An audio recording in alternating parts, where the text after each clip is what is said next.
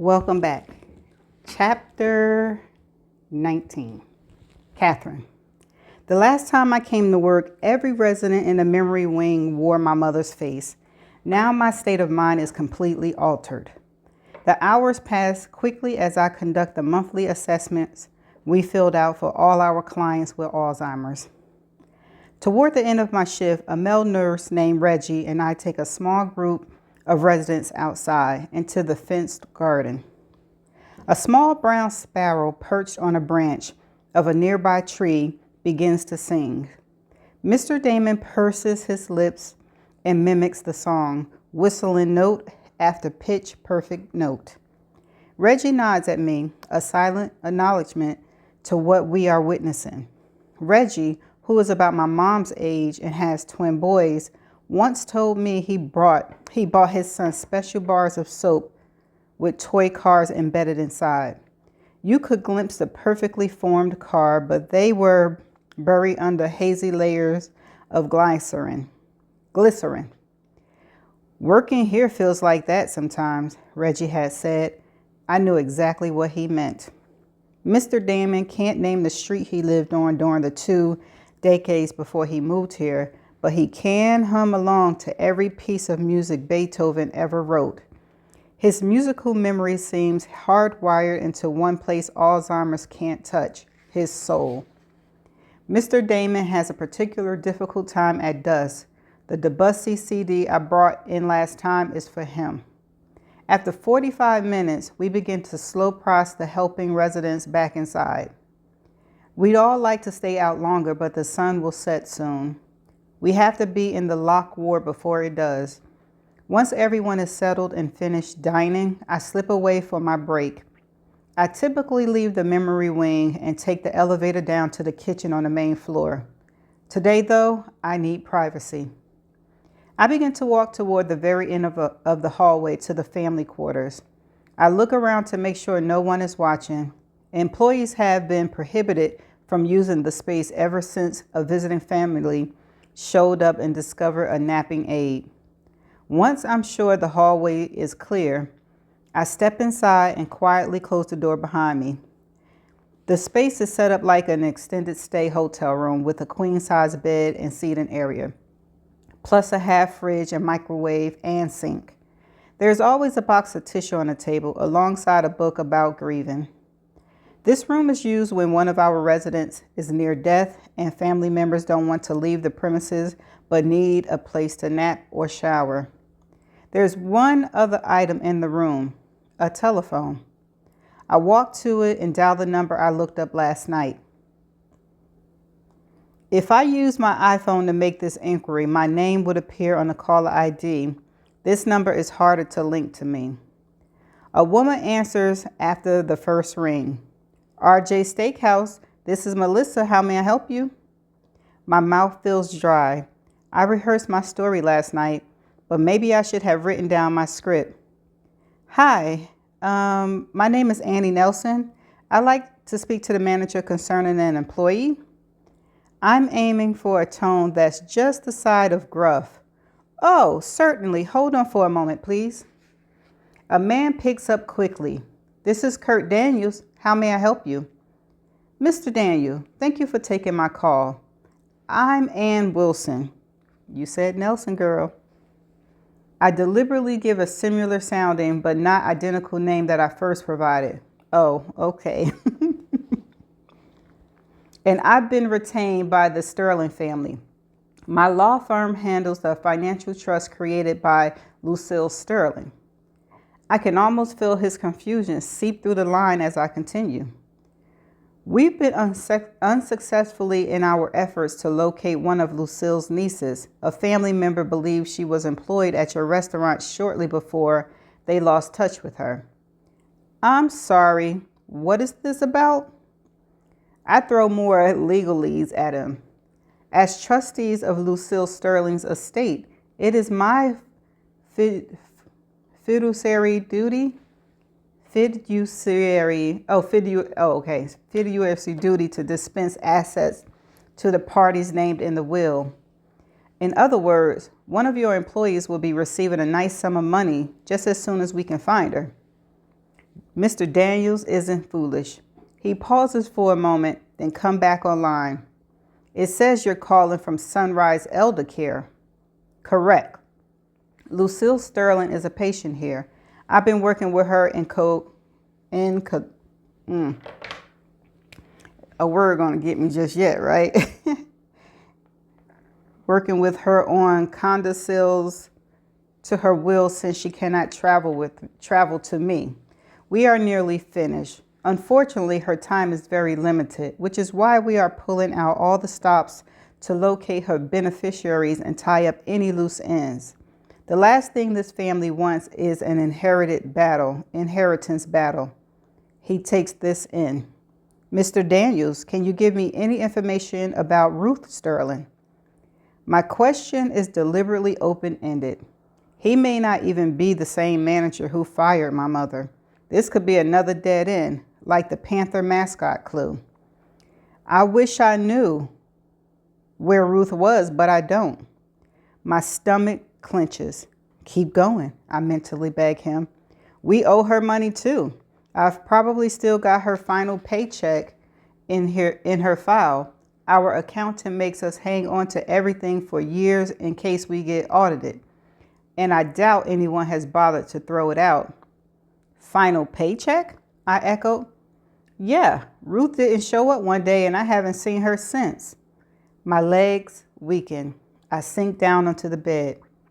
It's another catastrophic lie. We didn't have to leave my friends, my school, my Charlie. It seemed like my mother wanted to wrench me away from anyone I felt close to, other than her. One by one, I'm tearing down the layers of deception she built around us. What will I find when I get to the last one? You still there? I clear my throat to buy time while I try to remember what else I needed to get out of this call. I would appreciate it if you could forward any information you might have on Ruth to assist us in tracking her down. I can look in her file. Probably nothing in there but that old paycheck and the application she filled out before she started here. I feel my eyes widen. Her application? My voice sounded a little strangled. Yeah, it should still be there. What's on it? Where she worked before, her address, that kind of thing. Please fax it to me, or you can scan it, whichever is easier. We've got a fax, but I'm not sure I can get to it tonight. We're fully booked for dinner, and honestly, the files aren't all that organized. That okay? Seeing as you're in such a rush. Tomorrow's better than never, I tell him. I recite the fax number to Sunrise, grateful we still use one to send medical records back and forth to doctors' offices and insurance companies. Then I hang up and fall back onto the bed. I didn't locate just one stepping stone. If that old work application comes through, I may be able to trace my mother back through all of them, perhaps even to the first place she landed after leaving her family home. I may finally be able to find out who she really is. Or they may be able to find you and Ruth. I'm still lying on the bed, stunned, when a man yells, "They're coming, they're coming." I leap up and run out the room. Mr. Damon is crouched by a window in the hallway, staring out intently, gesturing for everyone to keep back. Outside, the panes of glass, the brilliant greens and blues of trees and sky have been gray washed. The night gloom is drawing up around us. Sundown is when Mr. Damon's muddled mind tricks him into believing it is 1971, and he is a young Army draftee again. Do you see them? Mr. Damon tilts his head to me. They're sneaking in. Tell them in. Right now, Mr. Damon is back in Vietnam, and the enemy is just outside the window. I move to his side, keeping down low. We're safe, I promise. The men know. Hurry, Tin, I think. Mr. Damon is surprisingly strong for his age. He is preparing to fight. His watery blue eyes narrow as he turned to look at me. Who are you? I tell him the truth, keeping my words malleable enough to serve both his present and past worlds. I'm a nurse. I don't know you. We don't have any nurses in our unit. My name is Catherine. I'm here to help you. Mr. Damon leans closer to me, still keeping his head ducked beneath the window. Are you trying to trick me? I shake my head. I'm on your side. He puts a finger to his lips. They're getting closer, he whispered. Can you see them? They found us. At that moment, music fills the air. Tin found the CD. The metamorphosis is astonishing. Music exerts such a powerful pull over Mr. Damon that it blots out his terrifying hallucination. Mr. Damon's hand rises as if pulled up by string. His fingers perform a complex dance in perfect time for Debussy Clair de Lune. He stands up and begins to walk, still playing the grateful, gentle notes, drawn toward the source of the music. I straighten up too and exhale a slow breath. I need to talk to Tin about having the doctor do a meds check for Mr. Damon tomorrow. His hallucinations are getting worse. Someone could get hurt if the music ever loses its power. I walk to the recreation room following Mr. Damon's footsteps. The scene is peaceful. Several residents are reclining in chairs or on couches listening to the music. Mrs. Jacobson is tenderly tucking in her baby dolls for the night. Mr. Damon is completely lost in his composition, his fingers sweeping up and down piano keys. I'm watching him, but my mind is elsewhere. I'm wondering how long it will take for that fax to arrive. My mother turned off her location on her phone last night, and I know it was deliberate. I have no idea where she went, but I'm certain it wasn't merely for a walk. The words Mr. Damon whispered to me moments ago echoed in my mind. I don't know you. And that's the end of chapter 19. Okay. I don't know if Ruth calling that Dinah was helpful or she done caused some stuff, because if they still looking for Catherine, that's an indication they still looking for her, right? And this might give them a clue as to where she is, because they can go back and contact the place that Catherine works at, and then the ball is rolling. I'm thinking that might be a possibility. But there was one word, although it sounded like it was a few, but it was actually one word that I don't know, don't recognize, don't know if I pronounced it right. So stay tuned for the definition portion. Please hold. I'm back. Welcome back to the definition portion. Okay, the word is spelled Codicils, and this is how it is pronounced. Codicil. Codicil. That should have been easy.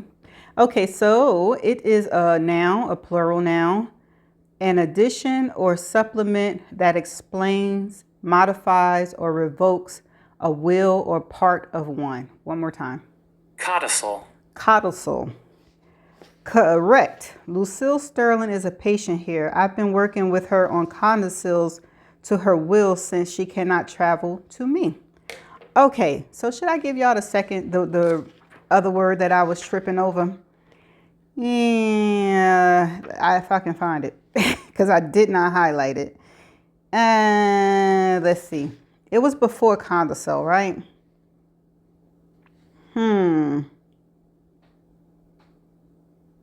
Oh, there we go. It is spelled, let me highlight it so I can, it is spelled Fiduciary. I think I said fiduciary, but we're going to see. Fiduciary. And this is how it's pronounced. Fiduciary. Oh, fiduciary. Fiduciary. Fiduciary. Okay, it's an adjective involving trust, especially with regard to the relationship between a trustee and a beneficiary. One more time. Fiduciary. Fiduciary. As trustees to Lucille Sterling estate, it is my fiduciary duty to dispense assets to the parties named in the will. Okay, so that's the end of the definition video. I shall see you in the next chapter, which is 20.